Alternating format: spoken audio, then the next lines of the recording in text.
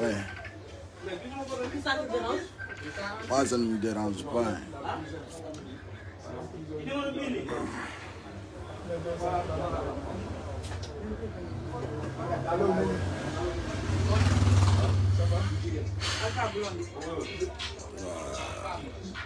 Je dis à mon ami que les prisonniers se lèvent à 7 heures aussi. S'il te plaît, hein, c'est en direct. Hein. Tu vas saluer.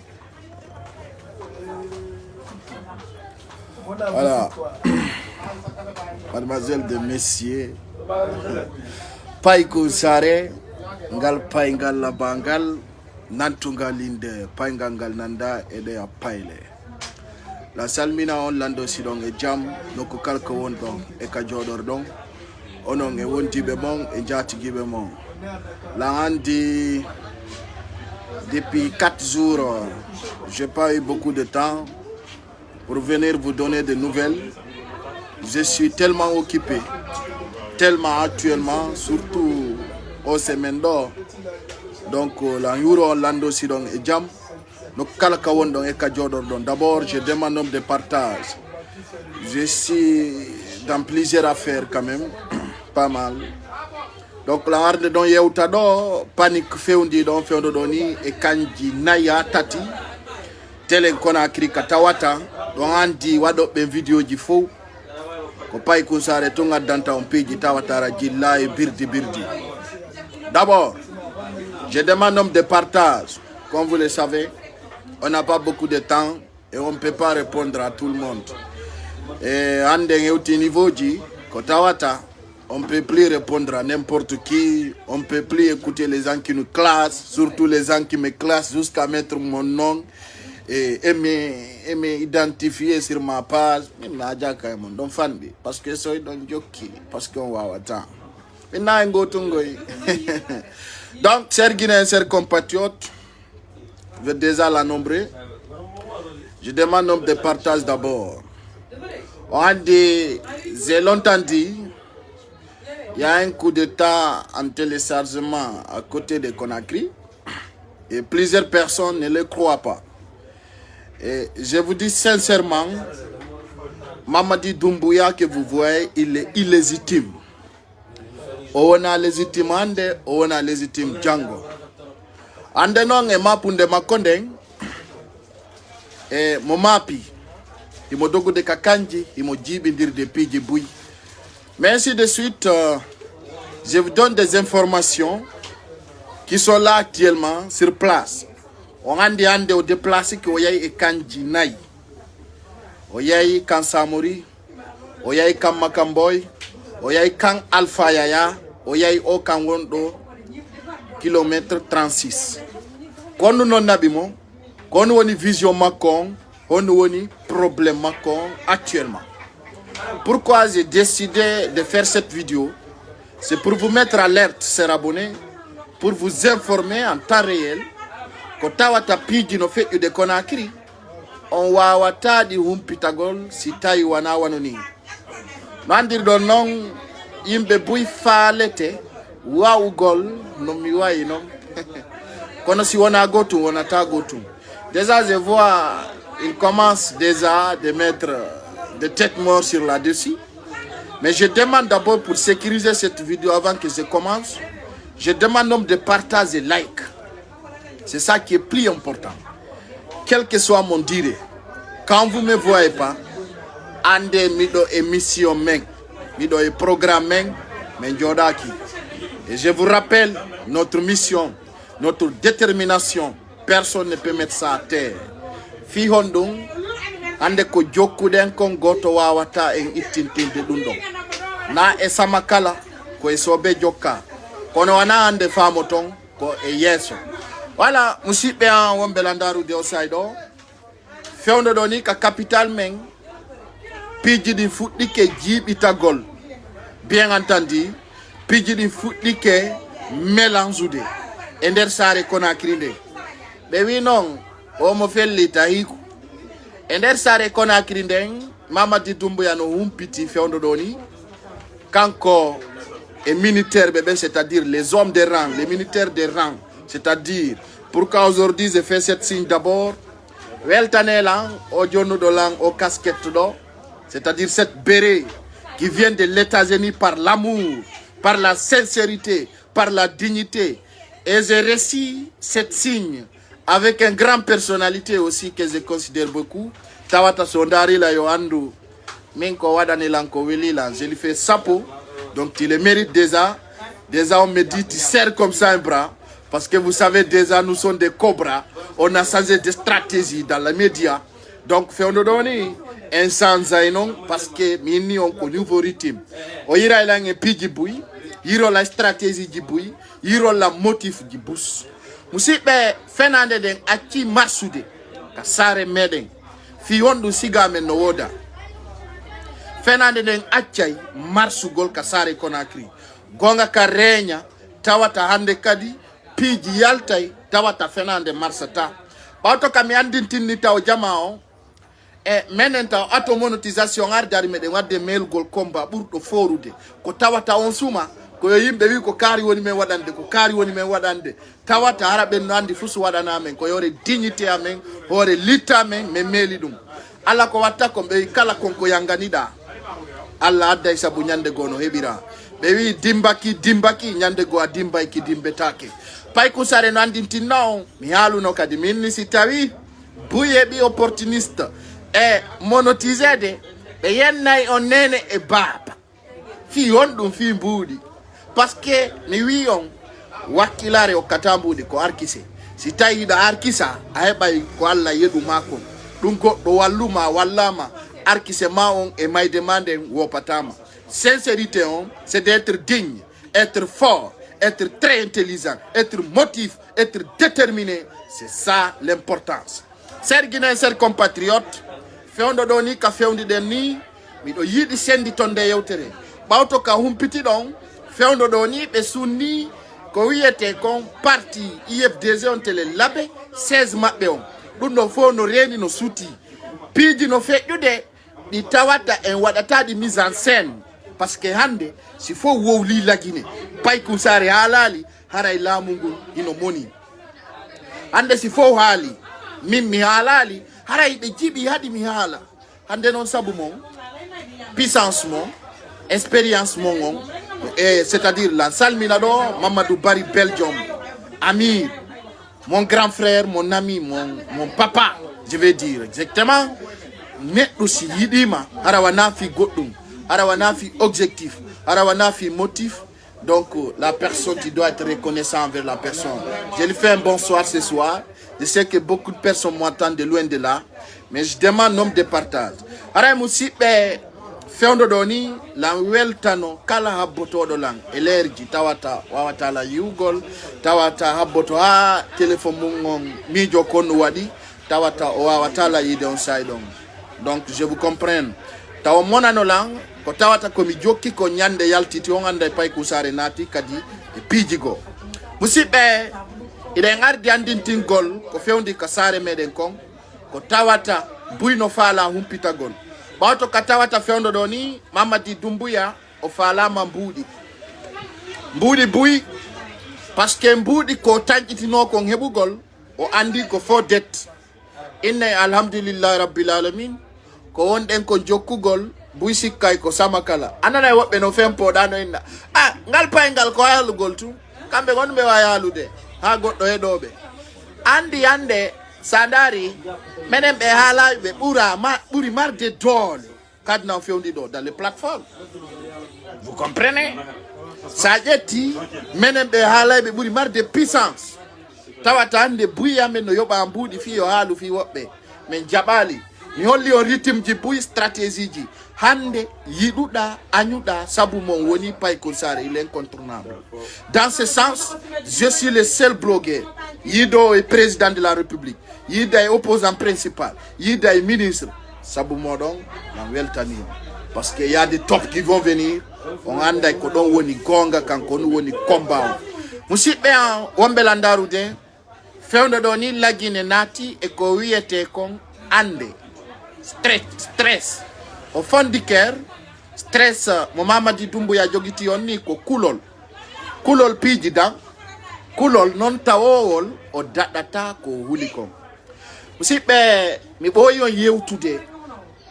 fi Mamadi Doumbouya ñande kala mi yewti fi makko a taway ko nden ñande ɓuri faamagol parce que c'est haali fi makko ko e ñemutu tun jara parce que ɗo humpiti musidɓe an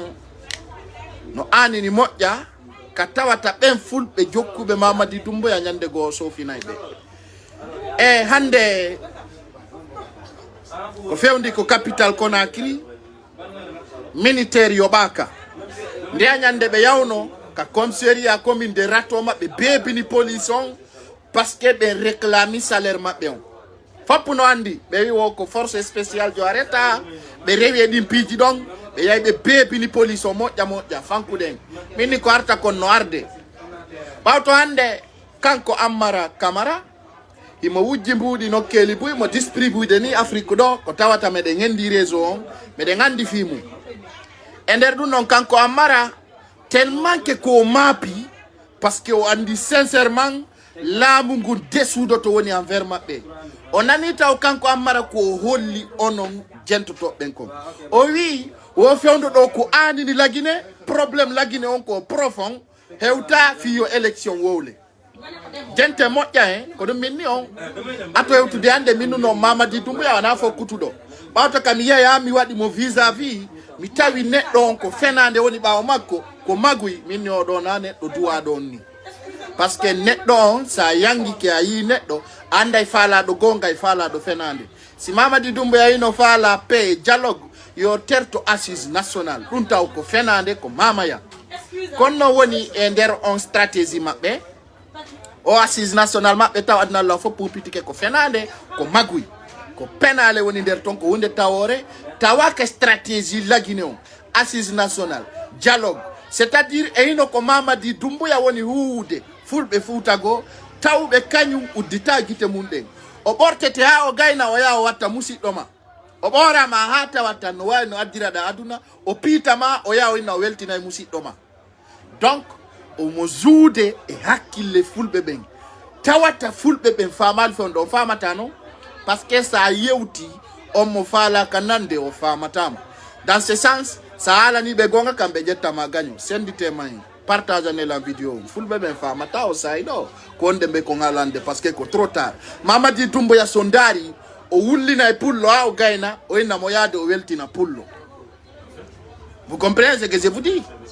kono e hino ko wonɗen kon e ko fewndi ko saare meɗen kon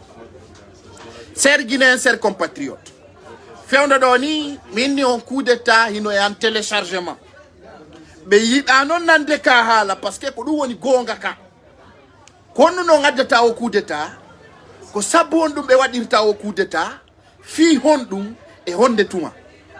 bien entendu en yewtay fi coup d'état on kono en haalata ko mbo wattamo ala kadi ka Mamadi Doumbouya e sapporta fita on coup d'état waɗ bien entendu minni on coup d'état on waɗay tawata kanko Mamadi Doumbouya wata yeddude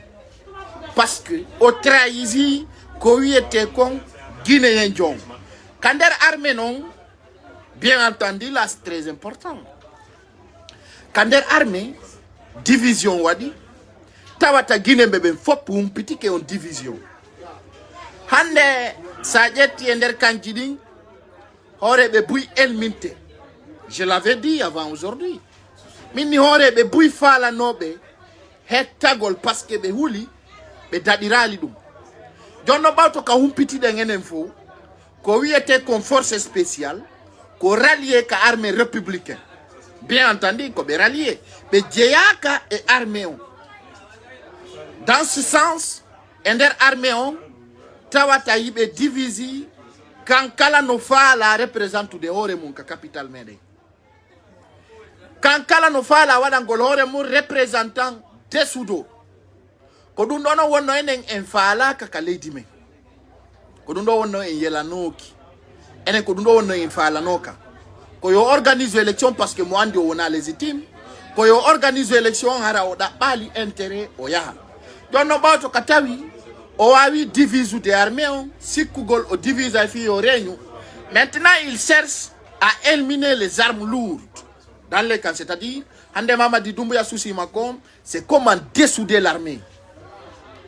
Fa la dessoudugol armée républicaine. Honno woni dessoudugol be o itta dole e hore mabbe. O daynira officier buy mi yobay yaw wadon formation. Wobbe o wiya be yahay Turki, wobbe winna o nabay be Arabie Saoudite, wobbe winna o nabay be Egypte, etc etc. Ha Canada fo propose yimbe winna o nabay be. Fi yondu fi dessoudugol armée on. Pauto non katawata réunion dirigeance qui wadi e kanjidi et militaire be benjeti proposition pour se défendre parce que quand Mamadi Doumbouya o andi a joni armée on fala ma divisa gol tonon ko ma o wada délégation o ara ho on sondari ko yata ton fo il va en mission mais mission en huis clos kono nder mo taw atat soudi tagol o ari ka kangal faya o yiwo ko bis je wadani be nane penale bis je pentirade woko dum wadani mais mission on wana dundo mission makon dans le sens quoi di mo kangal faya ya déjà quand Mamadi Doumbouya mo warno forestier be kander kandon tawata be militaire be fala noka Alpha Condé wada 3e mandat be wona nano yo Alpha Condé wada 3e mandat ben donc quand Mamadi Doumbouya wari o liquide be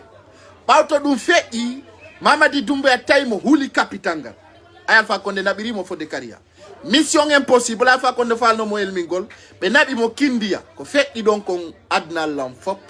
yiwno bien entendu hande non mo andi règlement des comptes qu'au niveau de l'armée guinéenne mo andi le il fait pas partir dans l'armée guinéenne sondari kanko ko makko jogite ko yete comme force spéciale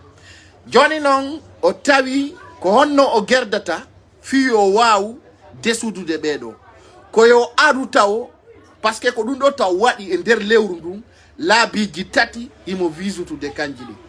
parce que kanko tigi o andi il y a quelque chose qui ne va pas. Il y a quelque chose qui ne va pas. Pose-toi des questions. Oyayi na kodundo depuis o lamide ndu lewru do wadi 3 fois mo visite de kanjili. Pawto ka humpite do nyande go fewndo mi woni Conakry be inetebe Guinée News be annonce be waduno annonce be inni kama kamboy il y a des militaires qui ont tiré avec une manipulation de l'arme. On andi fewndo doni imbe no sikude Mamadi Doumbouya himo army mo mari puissance Mamadi Doumbouya no wa Poutine ikre ko penale farfoli fenande tum c'est-à-dire ça imo et puis kadimi ala na ndo les hommes qui sont derrière lui sont pas bien formés parce qu'un militaire bien formé n'a pas besoin des armes. Un militaire bien formé on besoin que fala golpinkari pemaka ya kunde population on sait les militaires bien formés en expérience kono ben donc be holori ko pinka si otti do be fobbe doga be acca Mamadi Doumbouya kanko tigi mo humpiti dum mo andi wallahi si wi papa sina be weddinti sina o weddinting o wawata wadugol fus dans ce sens il sait bien nyande kala kanjidin immi fi salaire jima bedin be nangay mo dum don non mi hala na yonde parce que fewndo doni militaire be ngenda ki salaire ji mabbe din sina mari kotirawo ka kanda wayno dugol lando da wi'a pay ko sare wi salaire ji mabbe din no duita maro ko be duwa hendade ko be ala hendade bien entendu maro ko Mamadi Doumbouya no okkay confis uma on yali mais kon woni sans au vidéo do ko andi tingolon taw coup d'état no téléchargement au coup d'état wondo arde ko coup d'état tawaydo ono buri assise national forugol coup d'état tawdo militaire bébé famille Mamadi Doumbouya trahi. Déjà c'est pas toute l'armée guinéenne qui a fait un coup d'état. Armée guinéenne il fait pas de coup d'état, ça tout le monde le sait. Maintenant quand Mamadi Doumbouya mo andi d'ici le 25 il y aura un embargo faut pour nous andi. Maintenant qu'on a dit do militaire bébé renverser direct donc kala immédiat be renverser mo be renverser non da dis camara dum dom mo andi wombe be mbama kono habbi nyalande. Dans ce sens mais élément be makko wonno be ben sir be elmini be nabi be soki fop no andi jarade ngala dum ton. Dans ce sens konno wondo fio coup d'état wondo arde Mamadi Doumbouya no natu de kanjidin wiya wono wadde sensibilisation andi non ko honto bonantamo konde coup d'état wadata ko nyande kala wari o wi imo fala joni arme lourd fo ka capital yo ka ballié awa ko de nyande yiyo ton ko yurmi ko on andi fewndo do fo ko sensibilisation na do woni vision on ko nyande o arata o wiya jama wara mi do fala kala ko woni arme lourde ka capital yo yaw ka ballié fudori kangal faya nabi kan samori nabi non parce que donc andi ko non tawde o juiniri Alpha Condé à partir de là je vous rappelle tous les militaires sont armés be mari ko yete kon arme secours si tawi non be andi be endota ko salaire mabbe on ils vont aller faire un coup d'état donc dans ce sens actuellement il est en train de courir aller au camp sensibiliser dire telle personne ay don andi no woniri ko kala mafia jodi don dun non fewndo do ni no fokkiti kanko Mamadi Doumbouya dun don no anini mo moƴƴa non fewndo do ni o jotta ko darta ko ala dana dil dor pas o ala dana de akena ko mapi fi ko dun no woni derulde konkonaki fewndo do ni mo nata ka kanji jemma nyalon mo andi nyande ko kadi mo wanno do video min on a force spéciale on attaque kanji buy ay mi wadi video be yalti be démentisi e be anduno le kadi ko réel be wanno ci dum gassi musibbe an kono woni ko be nangiri kanko Kassory Fofana be nangiri Ousmane Kaba fewndo do ni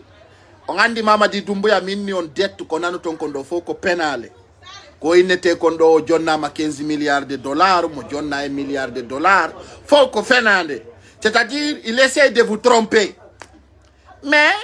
nayne ngoni fenande kore makko ay kanko wino hebude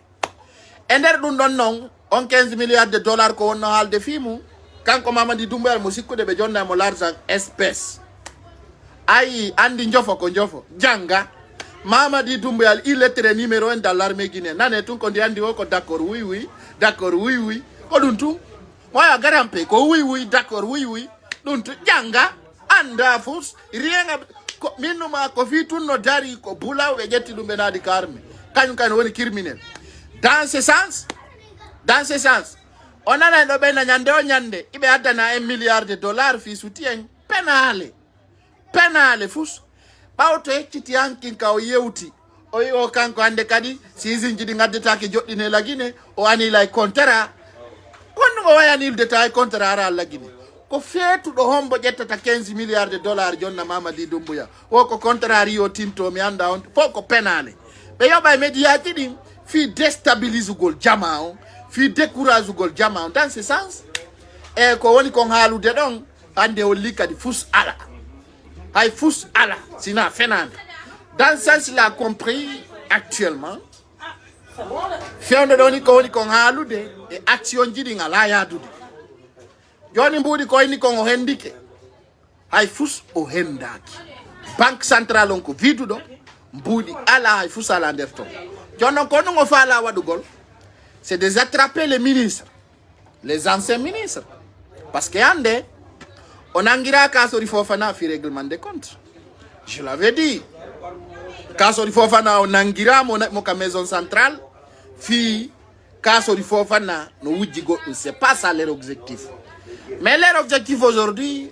c'est quand benangi Kassory Fofana benangi Jane il avant des retours d'argent ko mbudi woni ko Mamadi Doumbouya fala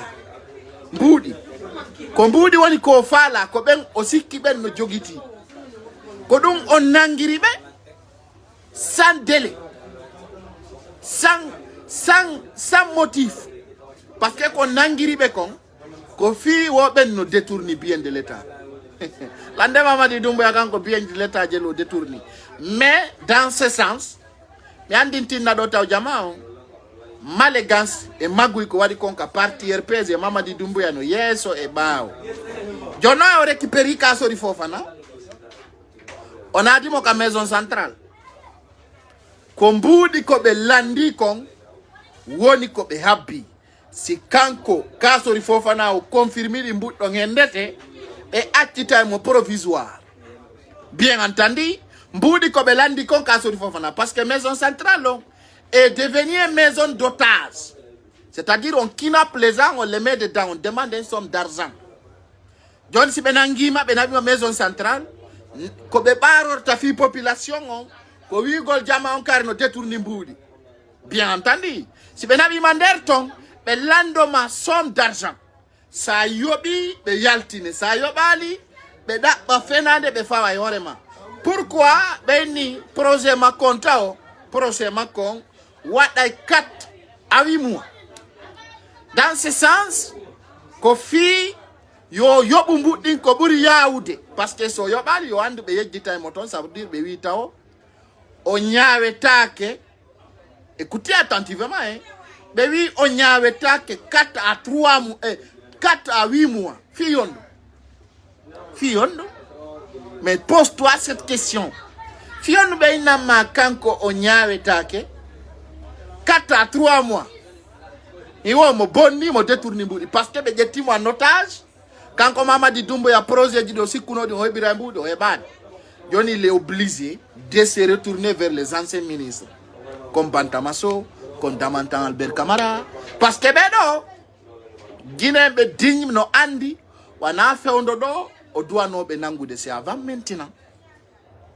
Ko avant maintenant, o doit no be nangude. Bien entendu, Johnny non, dans ce sens, comme il a besoin d'argent, on nangi bedo, on a bibe osoki, Olandike be kadimbrudi billahi wallahi tallahi si nini si kaso di fofana e jane si be yaltini mbudi ko be landa kon e naitung bon on yigo be futti kay anilu de projet digo be futti kay anilu gol pose-toi des questions Ousmane Kaba Joma INC feono doni be nodditi mo kanyawore hande ko tongo nyalli o wadi to ler didi be landike mo fi mbudi so yobi be na fi passeport diplomatie ala problème ko yo yaw so yobali be auditionnay mo donga be na ba mo be soko yamo be récupérer université on c'est clair nini ko be on nangirde yimbe ben wana fi haray ko intérêt guinéen be bende ko be woni be nangirde ko fi intérêt CNRD be nyawabe be kondanabe nini si be yobi onon kay digi do manditi katawata CNRD jetti lamungu kanko kasori fofana oya uno ka kanton video dino wodi preuve dino wodi bien entendu hande sondari ender sare Conakry nden ko be wonnobe ka CNRD des mêmes personnes qui étaient avec Alpha Condé qui marchent ensemble fewdo doni jane biddo makon ko bras droit car Doumbouya tout le monde le sait, il est là-bas. Sondari ko clair. Ko hunde mignon ko mafia parce que Doumbouya se prépare. Na intimidation de. Déjà il a laissé les RPGistes faire les réactions et mon andi konto nyo ibe. En même temps, Aïka Sori Fofana Yaïka prison, il a fait revenir Alpha Condé. Soit disant il a fait revenir Alpha Condé. Parce que moi, jusqu'à prise de contraire, il y a les Alpha Condé vis-à-vis. Mais ces images, demain, on va les détailler si j'ai de temps dans mon studio. Mais fait dodo, qu'on angiri kaso di Fofana et Djane. Pourquoi d'abord? Pourquoi au soubibe on angatabe? Mais posez-vous des questions. Parce que on a Djane et kaso di tout détourné boudi. Il y a plusieurs. Mais pourquoi Kobedo arrêtata au naba? Soka. Ils sont pris ces gens-là en otage. Mais nangabe defi nyaugol parce que be détourni mbudi kondaru gol si be nabi beton si be itina be mbudi. Bien entendu. Kodun no woni objectif CNRD. CNRD non joni mapunde wadi. Mienu no mapunde wadai. Joni be wati nugol sa kumaro 350 000. Bidon neban 510 000. Ko penale. Ça ne peut pas être. Parce que quand il était comme chambre de commerce, donc il faut l'andi, c'est de l'argent. Donc quand il était comme fond de déroulement, quand on m'a dit Doumbouya, on a tout de fous, quand commerce la Guinée. On a tout de fous, rien absolument. Dans ce sens, quand il était comme commercial Marsata, Johnny Nyande Wanyande Kamarse Beidotoni. Nyande wo nyande chaque jour ça s'augmente. Ender dundong feondo doni marché on Conakry fop pour nos soutis ko woni comme fait ode. C'est pas moi à vous le dire. Vous-même, vous le voyez. Si donc si musibe en wombelandaru de reni njaggungun ko fokkiti ka leydi meden kon. Be yobi hande yimbe découragé be fulbe futa ben ba au présidentiel ludalen. Ba to ka subide en dignité et teddungal et respect la considération. On y a pi jibui hara on wattanta ila e majji. Bauta ka be yobata hande wola be ben fiyo be sabotu sellu dalen be wa Alpha Condé wadino dum ko lawol makko be woni rewde kono atta tidi nen fi kan hala sabuna ko ala sens be aray gerugol piji buy tawata be fuddike gerugol hande objectif mabbe on be wawata darnude l'école. Kono landiti orema ko fiyon du ngani kay diri présidentiel lu dalendi no ka nyaawore kono l'école no darne de kasudu makko ko fiyo sonko wadu ko fiyo nyonya wadu kono bawto katawata mawdon no hore hakkille mun no hore mun jama on fami kon no fokkiti hande maninka e soso e forestier no doit ardinde hakkil sonnanali ko arata kon sofingo lendi no arde yeso mo bien entendu jama on woni soso woni maninka woni pullo woni forestier no do ardinde hakkil ko fokkiti ko lagine don nawi ugol no wona ni CNRD wona gonga e dignity dans la vérité sa wona ni dun don a andai ko honto leydi mandi fokkitiri kono sa wona ni intérêt et bien tu seras toujours déçu et emballé. Dans ce sens, si on veut get de pullo pira pullo, stratégie tawawo ko avertisa nodo ato hewtu de hande. Min si mi jaban no CNRD, haray no mido wani won wa Ousmane Nielo parce que c'est leur objectif. C'est-à-dire hande ki be fala taw bonnu de kala fi on pullo futa holano. Be wada hutare horema be ndara nyakko be fawama be ndara penale be fawa horema déjà bien entendu hari wodi be lanka présidence ja noddi be ni no jonni la $20,000 bien entendu ore penale mabbe je suis choqué e mitawi dignité angon indianden popularité ko alla wadi kon sabu mon fewndo do mi tawi jaranala mi wadu réaction ibe andi langandi me be wi mo dimbiki nyande go dimba ki dimbetaki be fenani yimbe benja parce que jasi go woli hunde haray no wodi ko tippi be fusi yaltirtani kala ko wadi andu sabu no wodi kambe be yaybe feni be wi jama o be jonni lambudi et malgré be sikki be hendike lang parce que be sikku de mila way wataka na zayon wala la nandi artiste be gine torotobe non ils ont compris ma compétence mon expérience parce que les gens le disaient Andy quand il me voit en vidéo quand il me voit en visage c'est pas les mêmes personnes la way te din de net aussi la te dini horema min si da mari horema maranda et ensuite kala net do way mos de mettre à ta place kono ko metila kakami humpiti pena l'état existant min 1 franc pour fandu de Jésus devant Dieu Manali Mamadi Doumbouya je n'en voulais pas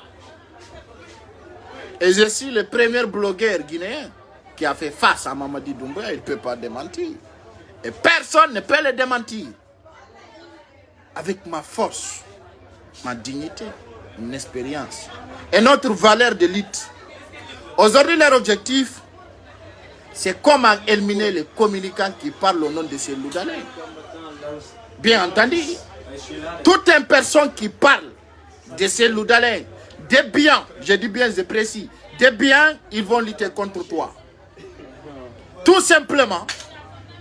parce que tu défends la sincérité, tu sois forestier, maniqué, pelle.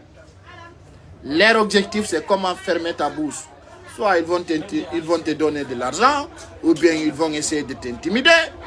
ou bien ils vont essayer de tout faire pour te fermer la gueule, quoi. ɗum non ko objectif maɓɓe non hino arde non kaɓe faala fermude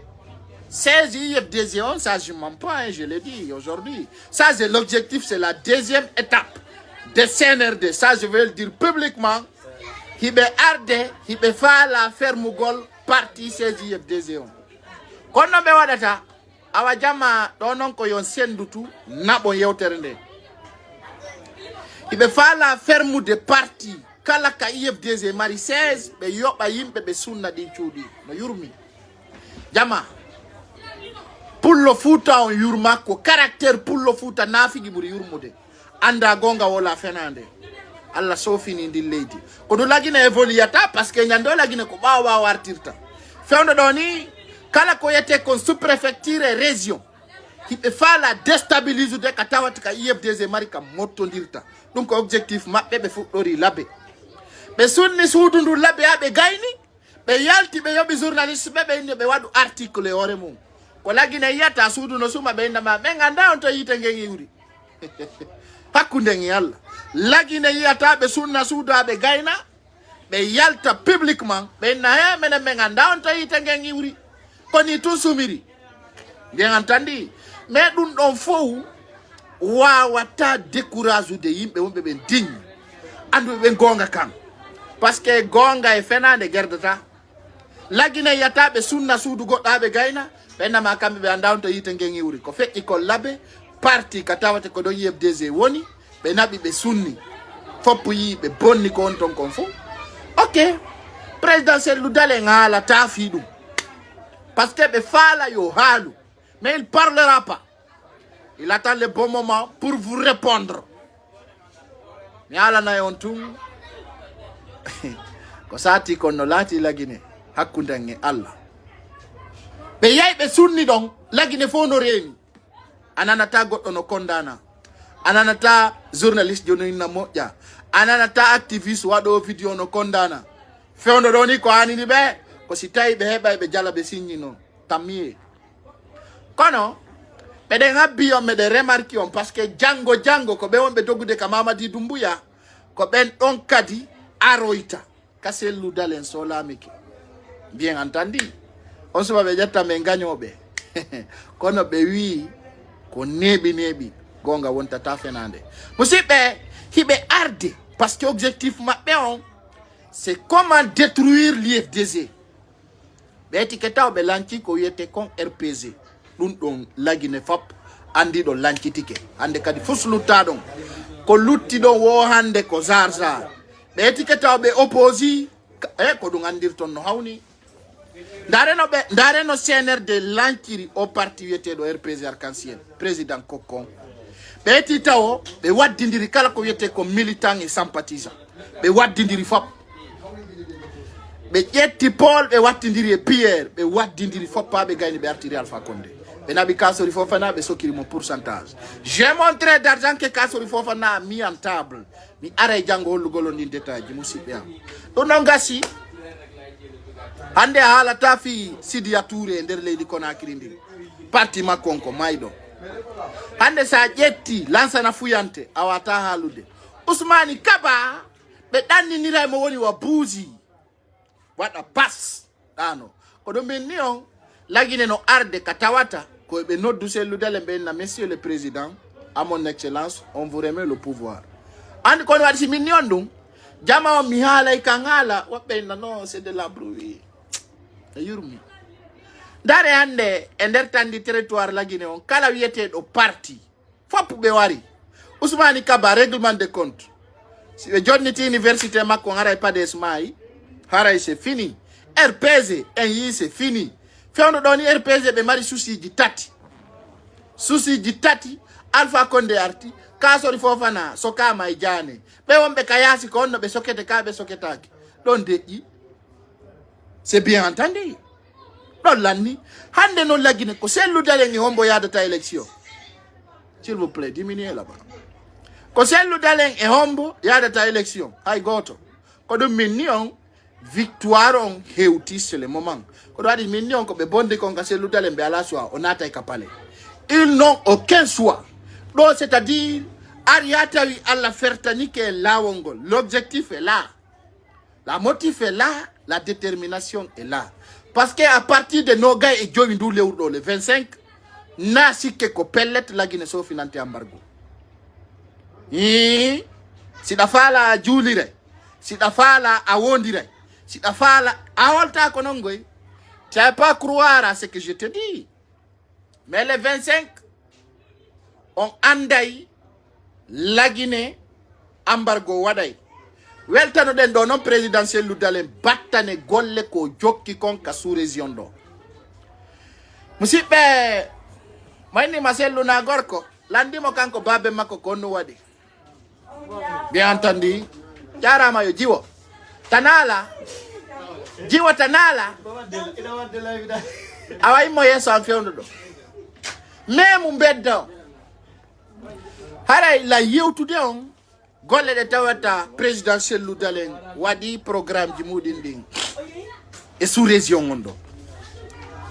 on jara jantu yawda mi gayna yewte hande buyno jibi andude kono présidentiel lu dalen jokki porto be wi buranare den taw wi bada yusuri yusura. Si sati ko yende hikata. Na mingali dun ça c'est Al-Qur'an Karim qui parle de ça. C'est pas moi, c'est pas toi. Bada yusuri yusura. Ba to ko sati wo ko yende artata yeso. Bien entendu. Porto ben oui. Quand se dire après ça va être facile. En français facile on dit après la pluie c'est le beau temps. Full bébé oui. Wo si sati ya hoyay. Okono wonirta ni nani. Présidentiel Loudale Ngolli, c'est une question de temps, il va récupérer son victoire. Dundong Orasiri, militants et sympathisants, il parle pas. C'est-à-dire qu'on bloque note. Miala na ondo jama, depuis adna ontaga akita, hari miyali présidentiel Loudale no déterminer wahika. Bien entendu, je l'ai jamais vu déterminé pour hika. Parce que Kongo di makodin ko gotum. Kongo di makodin ko gotum. Fusi sanzali. Ne otawdo kala ko wada taw hejay. Kala konko njaga otonya hejay ore mako. Kanko tum. Kanko wadata sika wadalimu. Tonyamo sika orena. Bien entendu. Hande alamo ma pati ender leydi di la Guinée ko soit wonbe wadde semblant e wonbe wadde vérité parce que ender leydi sa jetti tawi ender 59 personnes ko 2 personnes hetti ataway no yurumi. Bien entendu kanko présidentiel Loudalen o wadi taw leyde tawde mi sitanta on do men wola taw ko wadi ton. Bien entendu o wadi Côte d'Ivoire o wadi Niger o wadi sous région do no kelibui o yide tepe wadi Europe ide ngabbi yo Macron jotto le 24 on andi Macron jotto le 24 et le 25 la Guinée sofi nane embargo haray présidentiel Loudale mo yotongon ko neddo wondo reconnaissant musibbe pullo futa jodoto do bonna inde sel Loudale eto heba sens ya jodoto neddo sa andamo a wawatamo famude musibbe ko andudo ma bonamma présidentiel Loudale sa miji tike atawa isiga mako e kanko odo wadi la Guinée birila hande so jetti jamfibo mo ben fo woni fufa la fu parce que kambe ko intérêt be wonno pirande wana fi leydi ndi eder sanson kono buri marde sansande labanien e ngendoto lamugul la Guinée parce que militaire lamota ko ça d'abord je suis très content e goto kadi wata el mingo sel Loudale ndare ko Allah watta kon fendo be fala kina pude yimbe fimbudi ta Allah yaltinino sel Loudale nder leydi ndi la Guinée fendo doni be wawana mo fus il y a absolument o artayno la Guinée nder de balde arayde har mo mari puissance tawata on suma hayo witu titi jama fo yewta kawre lawi fewno doni Guinée no fala manifestade yata comme ombo susi wolde ombo anda susi kabi bemma ka leader yaltini goddo kawre lawol a wala jama no ma I jama no yiduma a wala ta do a goto yalta anna o telephone do sonde fi yalla on ba ta goddo yalta ode telephone ji mon di silence lando no haldo wada silence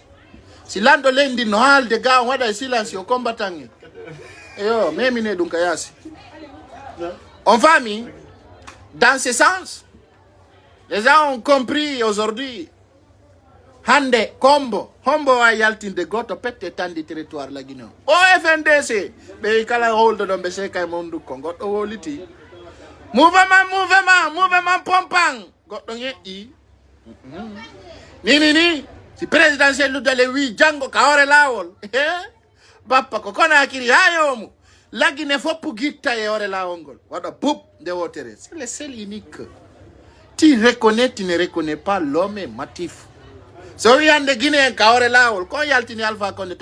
wattano de ndiyam kapale nabi mo azere kore nabi mo kankan nabi mo sigiri atiri mo mamu Alpha Condé o wi min sellu dalen Alpha Condé fu so wawantala ay way kala Alpha Condé wi hakkundange Allah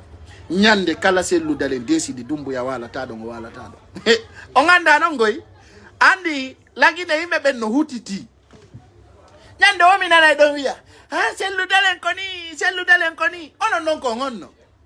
komboy mo ngono leader be fosino sati wow gol wadu gol motif ka tere lagine ko si community pito mi ya jango jama mema ikawre lawol be mema parce que min ko mi capable dum kono lututudo ala wawdo foresi soso maninka foresi hay goto wawata hay person wawata ani don no wala fi bawuri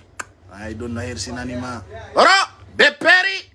hay wolu golinde on no hersinani pullo ndare bawuri ta fenjo mo yay won gol Mamour assise national andu hersinanaki ma hay wolu gol fi bawuri ça te fait pas honte du hersinanaki ma oro ay ko horda ko mi hola ki Allah jabay parce que ça woni siga wala no hutima yormi be peri mo ja tawolu fiyo nga goddo anyi bawuri mutaru jallo en bantamaso en siga be woltaki sa woli inde be ngare jama woko sansi bantamaso sa woli inde be tarala no huluma tertu sa commenti dum yar lanaki ma c'est pas bien siga ben inite taki ala ka ben hikki sa ali inde ben ça risque d'avoir un crime contre l'humanité Aliuba fu yala Aliuba yimbe sa poala ba ma ko de dunon kadimi ala na us Aliuba na même pas 10 milita akku si ko mo Mario yalti mi ngali wi na banela video makko wi mo mi Aliuba o ala 10 personnes wonbe ba makko ko militant IFDZ ko so wawni weldi militant IFDZ ya komantamo wala omru Aliuba wa hombo andi Aliuba militant job foso ala Aliuba foninke menge Antoine Mianda honnoe Eli Kamanoe Baourien Ousmane Kabaye du voko penale onno be mari milite ebe yaltinigo ande be wala ko parabol be wolata il parle pas direct yo be wolu dum boya no du fay be fewndo da yona penale jama on yaltay den penale kon Aliuba ma comme il Aliuba 10 militants wala ay hodo makko ngo wotantamo na opposant Aliuba il cherche des points ben do foko happy woko si selu diri be ba place ko do woni ko don be happy ino ga di buy wado di video fala di wadu gol parti ji politique no arde kon si kudon buy no arde on ya do politicien ko anduno e ko nganda hakundange Allah billahi wallahi kono foko penale si be oli ore mabbe be wadi video ta 500 personnes d'arabe ay mari yimbe foko penale terte on birdi penale Aliuba mi nali ko aroita kono fewndo do en tant que celle dale n'existe pour le vote en tant mari parti minno fenay tous tapale on tigi seko min pay kon sa reali donc dans ce sens no wodi yimbe taway be ko gonga kan wondo ngon yida ay no yida gonga goddo alna gonga tumono dum yimbe wado be video jara bata 1000 partage par video moi ça ne me concerne pas c'est pas mon problème faut que vous savez la sincérité d'abord de la bite d'un blogueur. Donc dans ce sens, hande assise nationale, ben habiton premier imamon, ben habiton kari. Honto assise nationale resisi, hay goto. Musibe, wombe landar de feondo do. Anda kirde. On andi ko fi jama on alete kono son commenti do fi wobbe go mi halata parce que on fala tum mi halu fi mabbe moi je parle pas min ko marbe be ngakil mi yoti data wana fetu be donc il y a des gens là quand vous l'écrivez là moi je parle pas de so njetti hande wano inete do Ousmane Gawal wondo ka bita do accu do bulawjo fi mo yamba live ujo hande Ousmane Gawal ko ndungo mari Ousmane Gawal ay Gawal ka mabbe be yidam hay goto fala ka fi makko Moutaru Diallo ko don jettu ton exemple jidin ko clair on va min ko mi wadi ha pour le foot andita o Mamadi Doumbouya min c'est moi qui l'a fait depuis min Mamadi Doumbouya merde est-ce que pour le foot ngiti fi makko min ko mi ya ni Mamadi Doumbouya sa wadi ko halda kon nous sommes derrière toi sa boyliti mais yilti ke baoma je le dis à Conakry précis à Kindia vidéo n'existe. Le moment que j'allais saluer notre papa, la Djibino, mais artikona akirimindi kadijama Mamadi Doumbouya incendi lawol. Parce que, ko alda ko wanadu woni wadde, au sens stratégie, c'était clair. J'ai pas cassé la sincérité. Bien sûr, on n'a pas peur de personne de le dire, la sincérité. Mamadi Doumbouya est qui? Son papa n'est pas plus que mon papa, comme dit Mamadi Condé, Madik sans frontières. Il est militaire, je suis citoyen. Il n'est pas plus fort que moi. Et personne ne peut interdire personne d'aller en Guinée. Hande nisi ajo yani la Guinée miti poto. Direct. Mi aja mi nyande mi no mi ya la Guinée mi ya onoka. Mi ya la Guinée deux fois. Hande nisi ajo yani kadi mi ya.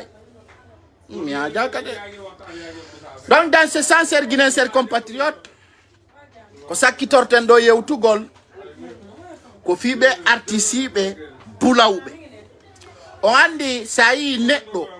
o tori ke ha fewndu ko mayata yo ardin hakkili so e artiste Guinée jama be yango to ha be wawa jeli sayo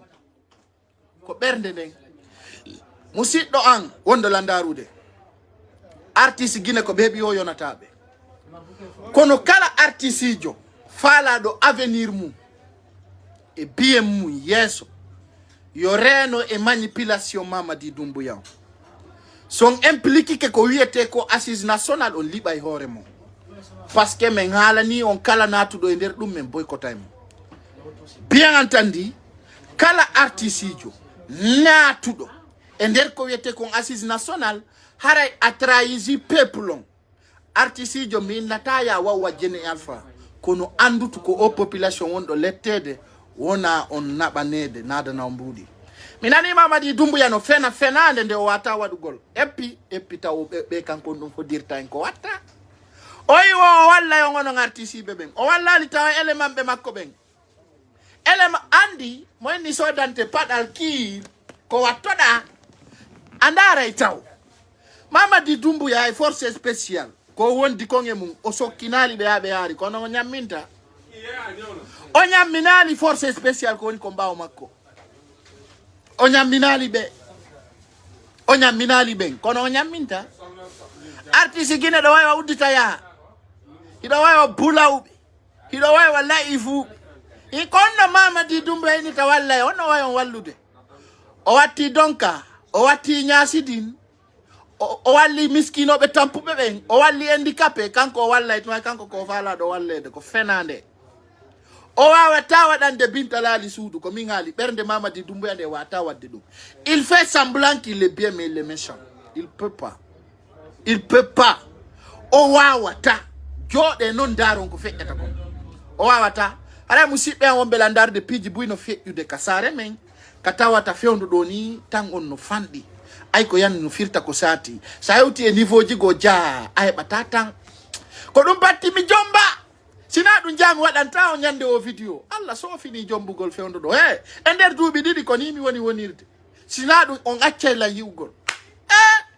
dare jama on habbi kala ha o ronki mi do doga tum mi do doga e ja non si gokku ngari do kadi si kay ko ngara yala no waden donc e fewndu do ni on yafoto mojja ko tawata ɗe balɗe ɗo tati mi wawali argol hettagol waɗugol vidéo ji fi argol humpitawan ko fewndi Kasare Conakry jango si Allah on jaɓi mi ara mi addana on détail ji no kasori Fofana fewndori ka maison centrale kanko e Diané haray Diané e colonel Mamadou Alpha Bari ay min he ɓi huɗaɗo siɗa sokam mi weldite kisa je dis moi awa talan e kaso soka mi duuɓi e hoore toñe weldite si miɗo waɗa yo Allah wara si mi waɗi yo Allah peñana min colonel Alpha Baris ko min wonnoma la gandi no gasa andara yo vidéo am si tawno hara nun min ko mi wonnoma hakkundange Allah mi jaɓata few min ɓe mi haɓidi ɓen fof feƴƴataɗo si min ni ma lanni haray lanni kono ɓe wi o kala e programme mum haray colonel Alpha Bari holli o welditi kanko o welditi e Diané vraiment je suis pas content de ça min non ko hajuma mi yiɗano noon mi yiɗano few haray ɓe ka maison centrale toon ɓe holli wo ɓe welditi min mi wonanta aray tun komi andintinta ɗo artiste Guinée on komi andintinta artiste ɓe Guinée ɓen rene Mamadi Doumbouya so renaki e makko o waɗay on tufasi yiwa min ngalani on o duufay on Mamadi Doumbouya o baka peñanayi on ñande o e ñande e sayiji ɗin par ce que o fenay wonɓe ɓe mba makko fenay premier imam on premier imam on hersata fenugol e suuma e la ilaha illallah muhammad rasulullah o wiya ashadu an la ilaha illallah muhammad rasulullah sallallahu alayhi wa sallam min ni on buyno juulude lagine ɓe anda mana la ilaha illallah uksum billahi ɓe jooɗoto ɓe anda ko honɗum woni mana la ilaha illallah ɓe inna la ilaha illallah wara uksum billahi wona ɓe julɓe no hulɓini imamuɓe ɓen fenay ustasiɓe ɓen wajota ko fewndi e leydi ndin salli susata nantingol ko imamu wowlisi ko doy o wowliri mo yiɗa wande ko imamu politicien laggine leydi ndin no hulɓini laggine leydi ndin no satti haray ko ɗum musidɓe ko tawata fewndo ɗo ni mo kala no maapi haray komi toroto jama on mi andintinna on soit mobilisé sattede e tampere no arande on ka leydi laggine à partir de nogayi joyi kala marɗo feere maaro yo soodu wallina de wallahi mi yeeya saku maaro 1 million menen commerçant ko Allah perdini ko min haalani on ko ñande kala satti men ɓeyda prix sa yi a sotta men naada ka nde stock men mara haray jama wallimɓe piiji ɓe ŋabbite wujjoɓe no arde Conakry ɓe wujjay jemma e ñalorma lagine haray hay wuppuɗa liluɗa ɓe wujjay e naɓa ɓe yeyta ɓe sooda Conakry kadi mi toro jama fulɓe ɓen ta ñawlo e goto ñamade nani billahi quand tu donnes quelqu'un crédit à Conakry il va pas te rembourser. Faut pas donner crédit. Si tu vas donner, donne l'argent espèce. Terminé. Ça y est timboudi. Awa libe hakundenge Allah ahettata. Ahettata ande kala ko wadanda Guinée joko sadaka. So ya nyawlo mo 10 000 ando hokkumodi. Donc pay ko sare no salmina on lando sidon e jam. Haray tu vas saluer. OK. Haray den e jam. Ko andintingol on tun mi wawata arde mi ronka humputugol ko mi fewndori haray o yipa ngangal no laba fewndo do hakkundange Allah accane men he jama kabe yimmi obe ya selang afetu na ko nyawlani de Allah sa wi pay kusare ya payngal barkinangal sa wi pay kusare ya gido jama sa wi pay kusare ya o defante do rotte yetu sa code sa wi payngal sare wiya yiɗa accana sa fala ka mayora pay kusare yawodamo mayora sa watti teddungal men ɓanta fima pay kusare jallanta jidira gaɓɓu onde ko siɗa mari ko enen sa ala ko marɗo o min nami ɓe yimɓe ɗon aray ko ɗum musidɗamo ɓe landaru de ande kadi hirama aray ko ɗum o hiru a weeru Allah dando en heege danda en hersa kono suuma e ko waaju aray ko ɗum musidɓe kala faalaɗo lammiɗo ɗo min noon so Allah jaɓi ñande fini weeti o paygal ngal no laba eppi barki no weli yo Allah okkoren barki okkoren kala ko falɗe danda ko hulɗen minute Donc, je vais dire au revoir mes abonnés. Donc, musidɓe an ara janngo si Allah on jaɓi en tintiday yewtide si tawi newno won newni aray ko ɗum mi faala on yewtude lan yiɗi on moƴƴa lan weltori on ko yon sendutu yewtere nden kadi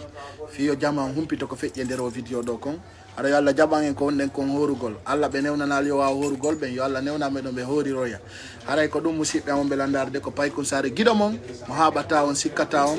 an salmina on sayi wo e sayi jiwaro ɗo hiwroɗaɓe ka arriɗo argoy miiɗa jiwo komo jogoy uggina ɗo innaɓe helo arga ar ɗo innuɓe helo inno on jarama On jarama. hande kadi mi ari Hande kadi mi ari. hiwra gollon Hura gollon. hiwra gollon Hura gollon. miɗo yiɗi yo Miɗo yiɗi yo. o pullo ɗo ko ajujo ok je me dis au revoir bye bye bonne nuit hasta la vista